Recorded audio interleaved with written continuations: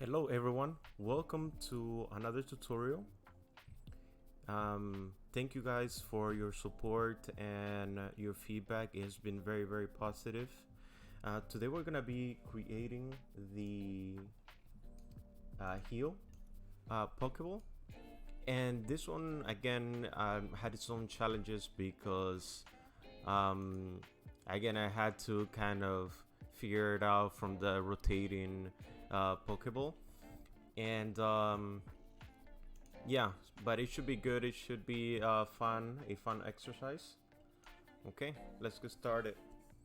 So first of all, let's take our Pokeball and then let's go to UV editing. All right, let's switch to the box tool. Let's deselect our button. Okay, so alt click in the center, and then we're gonna mark that as a seam. Okay, then we're gonna do the same thing with the metal, but before that let's go and click Control 7 so we can go to the bottom, and we're gonna deselect this section right here, and that should be up to there. Yeah, awesome. Then we're gonna go to UV and mark a seam as well. Perfect. So then we're gonna go to select everything, press UV and wrap. All right, I'm gonna take this UV. If you have your islands island mode, it selects the whole island, and go to your UV and mirror, and I believe it's white. Yes. All right, excellent. After that, go into your UV and go to snap, select it to cursor offset, and let's do that for the other island. If you don't see this option by any chance, it's probably because you don't have the magic UV add-on turned on. You could go into your file preferences and turn it on. That is if you don't find it. If you don't find these options, it ships with Blender. Okay, so move your two islands that are on top of each other towards the center, and let's scale them a bit. Excellent, this looks great. Create a new texture or image, ×2. Okay, and after I did that, I pretty much clicked and dragged, and it copied the settings down. Perfect. So then go to your UV, export UV layout, select your folder. I'm gonna say UV,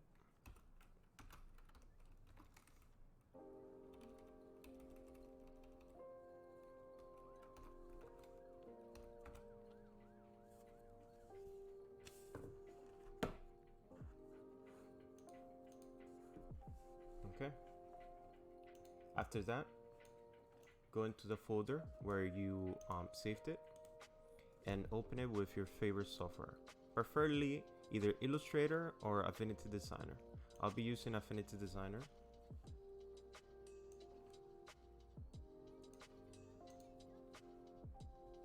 Okay, that looks good. I'm gonna decrease the opacity to 50, and then just click away. Let's lock it. Awesome. After that, create a sphere.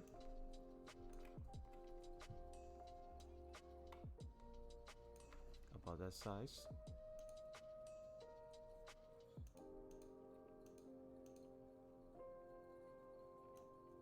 Let's give it some thickness to the stroke.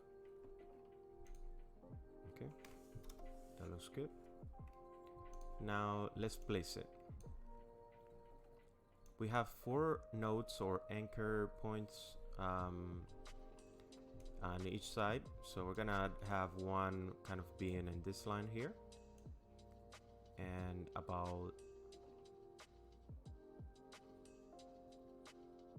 there. I think it looks good. So we're like a line after where the square line is right here. Okay, this looks good. Actually, let me increase the size a bit.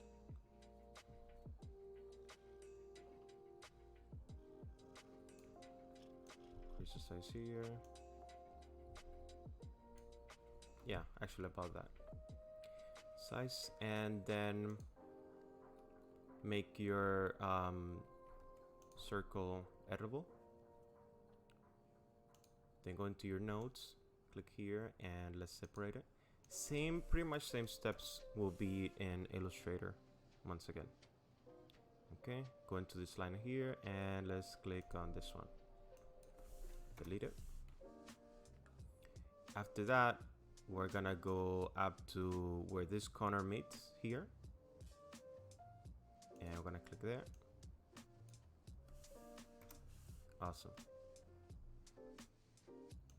All right, we're gonna duplicate it by pressing Alt or Control, either way, and then flip it. Awesome. And let's try to line up kind of exactly where this one is lined up. The anchor moved a little bit, but I think it's good. So we're gonna do pretty much the same thing. So it should be about there. Yes. So you can see is after the square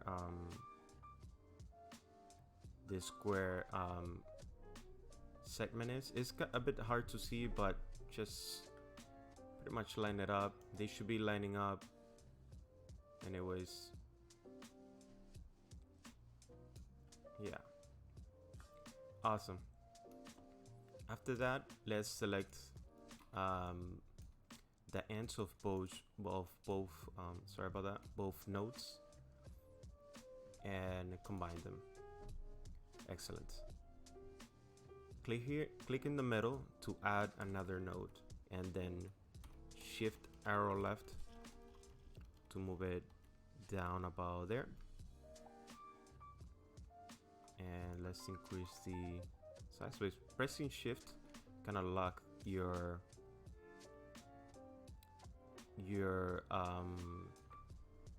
anchor point. I forgot what they call them, but anyways, kind of lock them up and down.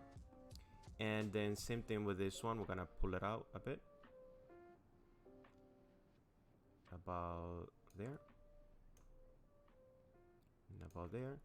If you aren't able to match them, just take a guide, give it there, and it's pretty close. Awesome, that looks great. Now let's increase the size to 150. See how that looks. Let's do 200.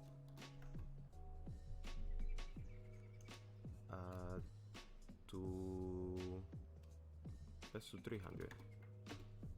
Awesome, that looks great. And now go into your pressure. Again, in Illustrator it's a bit different, but anyways, click in the middle and let's increase the ends by about there. All right, awesome. Now let's change the color to white.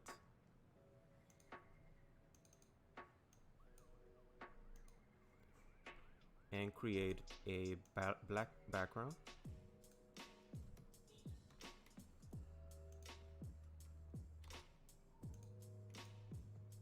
Okay, move your stroke up. Just eliminate our guides. Doesn't really matter, but and deselect your background. Excellent. So we have like kind of this wavy thing. I'm actually gonna edit it a little bit and get a little bit more curve from there. So just Let me tweak that because I tried it out and it is gonna look a bit too square.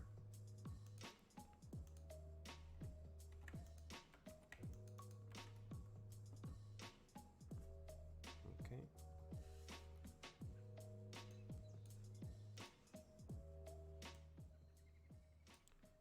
All right, so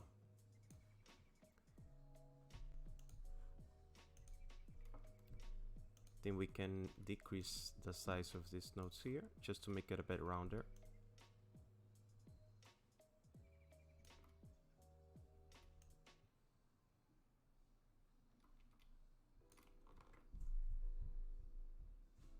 And move it down a bit.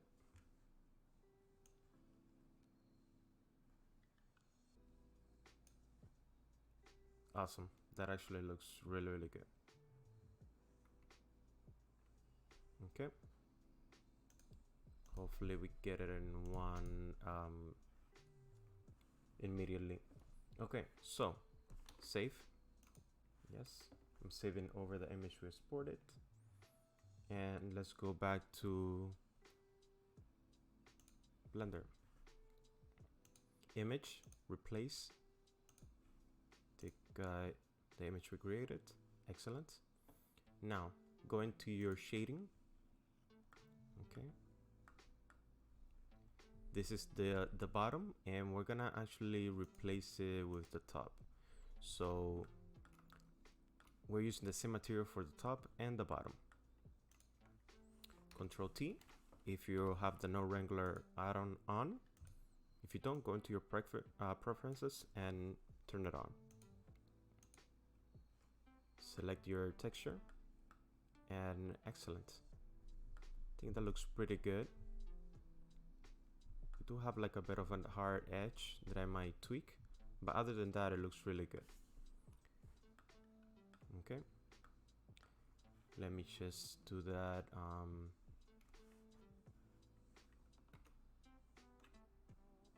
Tweak, excellent.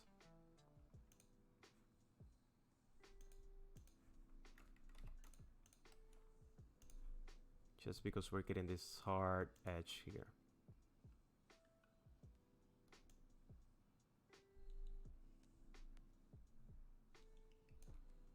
Okay, we're gonna do the same thing to this one as well. And let's take our guide.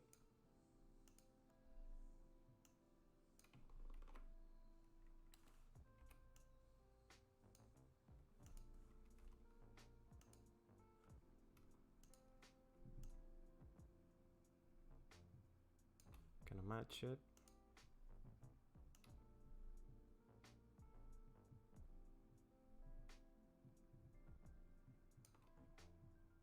And let's decrease the size here as well.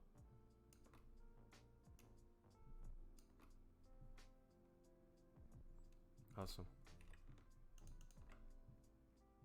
I like that.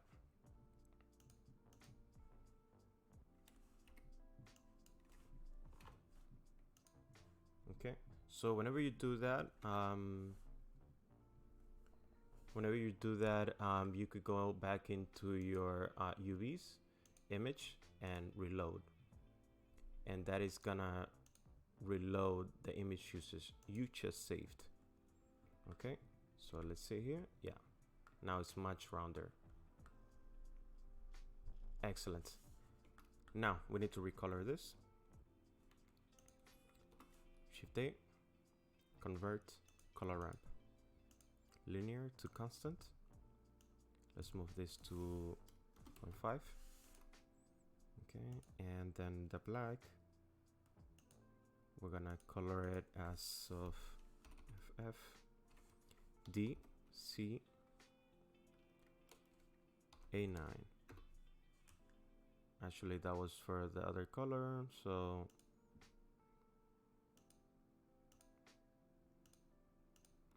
okay, and for this one is actually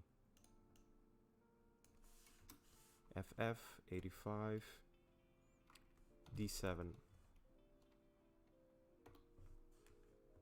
Awesome. Okay, now let's go back into the metal And for this color, we're gonna be doing 7487 D2. All right. Now enable your button again, select it, and for this one, we're actually gonna be imitating this one right here. So we have like a kind of like a more violet or purple color. The rotated one, I kind of like the pink, so we're gonna go closer to that color, just a little bit closer. But at the same time, you kind of can see some variation in the button in the middle. It's not purple, but anyways. So go into your hex, and we're gonna be using 5, 4, 5, 6, 9, 8%. Awesome, that looks good.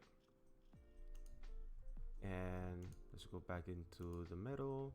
I'm actually gonna increase or decrease the roughness just a tiny bit. Okay.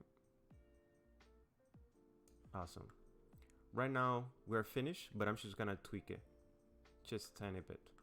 So one thing that I want to do is I actually want this area matte and this area glossy. So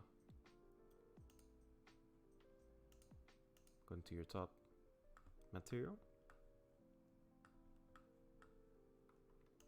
and let's duplicate, Shift D, a ramp, and we're gonna do just a darker color. Take the saturation out, and then for the lighter one, I'm gonna do about that. Okay.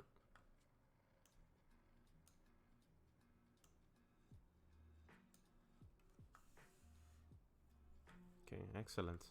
Actually, for this one, I'm gonna increase it a bit.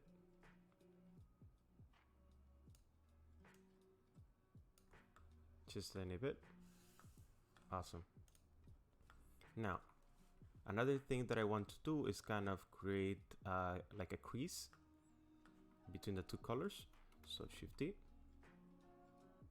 vector, bump, normal, and then height to color. After that, decrease the strength a lot.